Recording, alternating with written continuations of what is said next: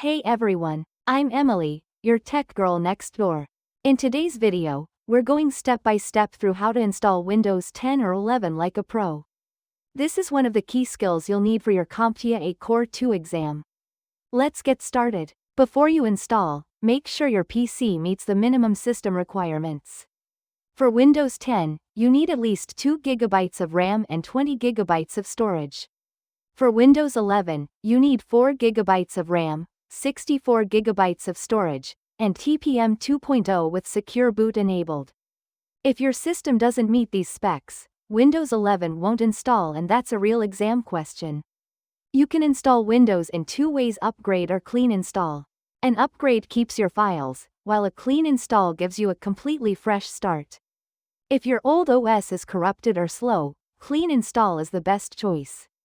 But always back up your data before starting. That's a key troubleshooting habit. Go to Microsoft's website and download the Media Creation tool. Use it to create a bootable USB drive or DVD. Once done, restart your PC and boot from the USB. Follow the on-screen setup steps to install Windows.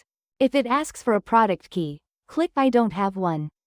You can activate it later once installation is complete.